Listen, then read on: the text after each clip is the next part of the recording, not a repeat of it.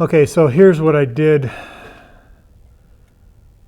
is this is the shaft that comes down from the shifter inside the car. It's like a bell crank idea. So what I ended up doing is I ended up lengthening this several inches. Actually, it was quite long. I welded it. I cut this off, the original one. I welded this on to the shaft to make it an extension.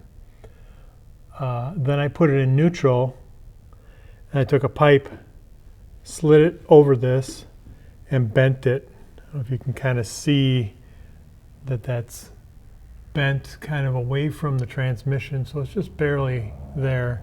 And it's in park right now, so it might just hit. See, the idea was to get park or first gear maybe barely there. So I extended that. I put it in neutral. I lined up the shifter. I landed up the shifter, made sure this was in, made sure the transmission was in park. This was in park.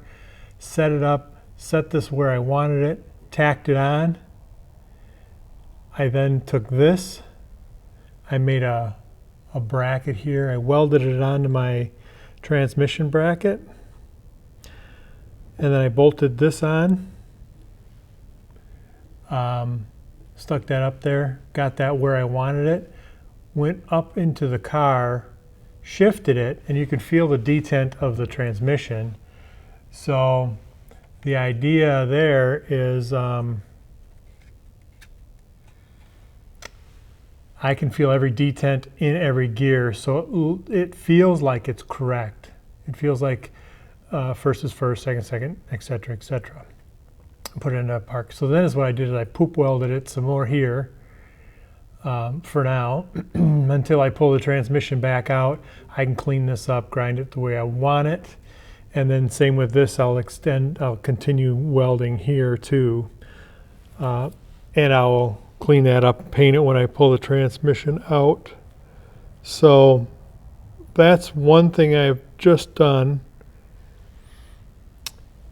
And I thought that was going to be a big problem, but it looks like this is going to work just fine with the factory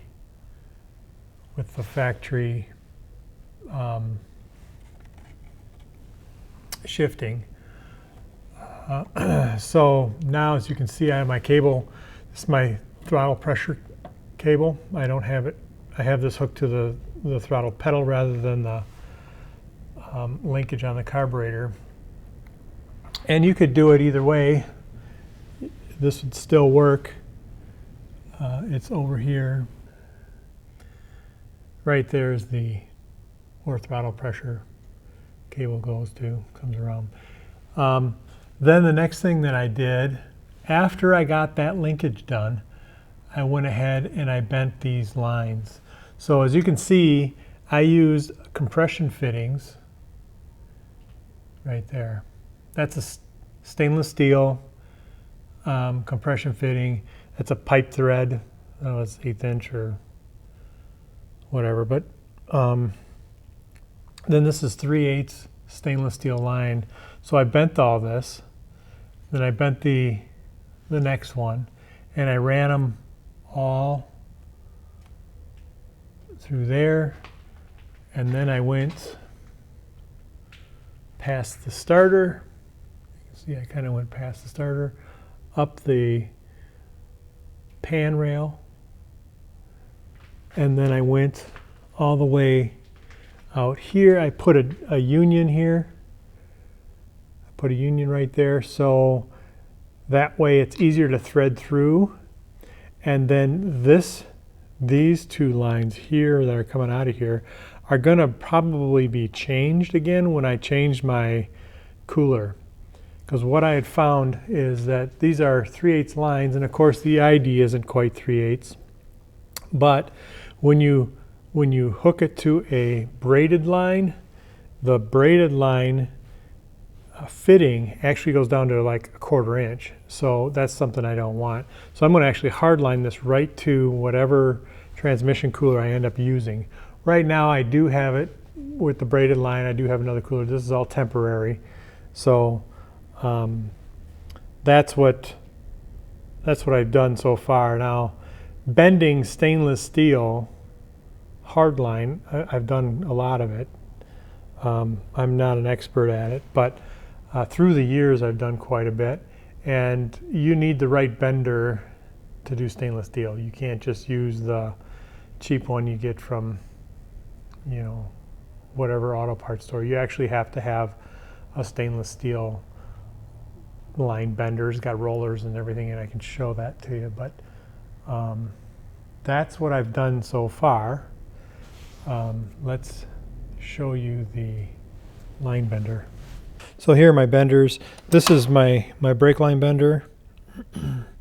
This also bends. The reason I bought it was for nitrous oxide hardline for port injected, and this is a bending tool for stainless steel. It's got rollers and stuff in it. It doesn't slide. It actually bends that 3/8 like nobody's business. It also has obviously longer arms on it than your normal cheap benders like these. So your smaller lines can be done this way. Some of your whatever size brake line you can do here, you can do smaller line here, and you can do the 3/8 here. That's what I have, and that's what you'll need if you want to do stainless steel hard line. So I would suggest if you're going to do stainless steel hardline, I like stainless steel. I use it a lot, but it is hard to work with. Expect to spend some money on it. It's harder to work with than regular steel lines because you really can't bend it back. You can massage it just a little bit, but it's not as forgiving as regular steel line. So if you're going to go stainless steel and you've never done it before, I would suggest getting some regular steel line first and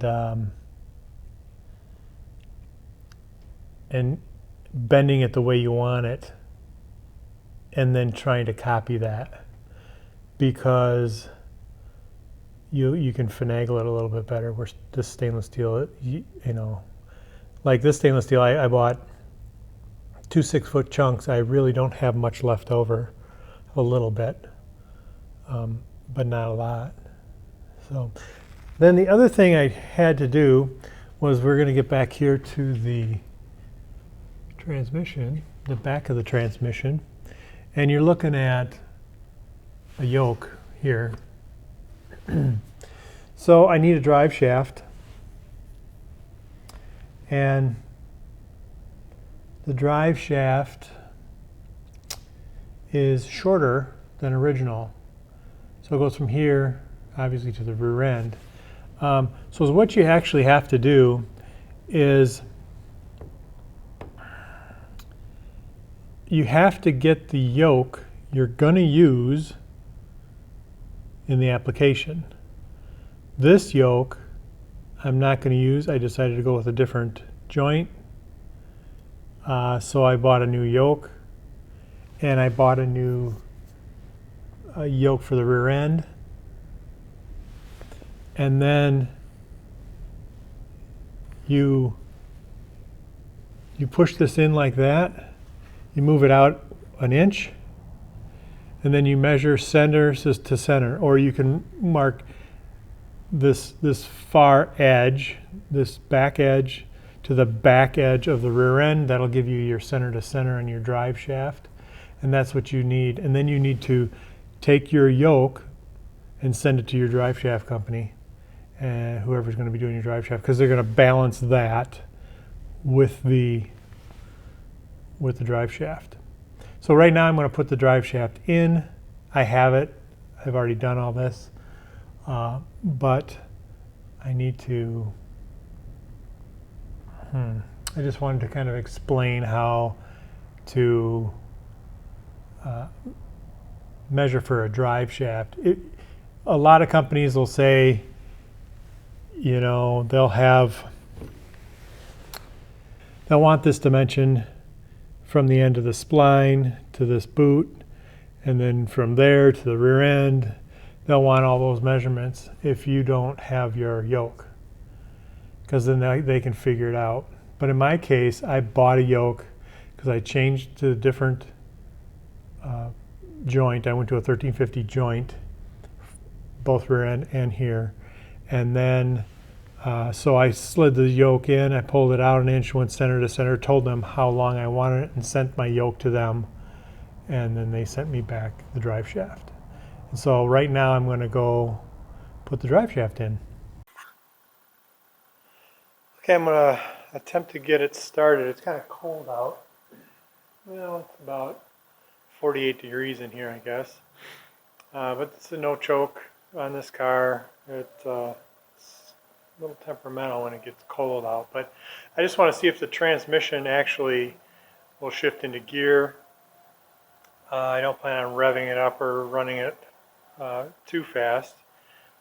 I just want to see if things will work. The brakes are not really bled out and stuff yet, because I had to replace a line, so I haven't done any of that yet. So let's see if it'll start.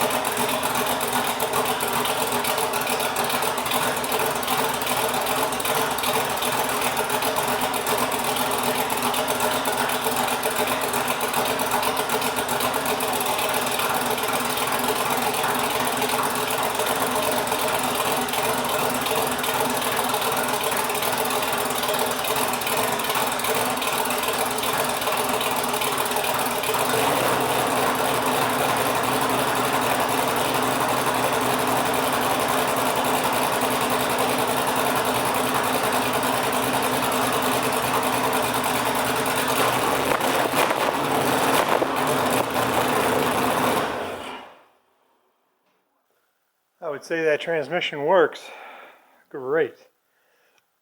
I don't know how great it works, but it works, and that part's great. So next thing's trying to get, well, we'll have to put an exhaust on it at some point, but get the overdrive and lockup working. I don't want to, like, spin the rear end too fast sitting down like that. I would have to boost up the rear end at ride height to do that.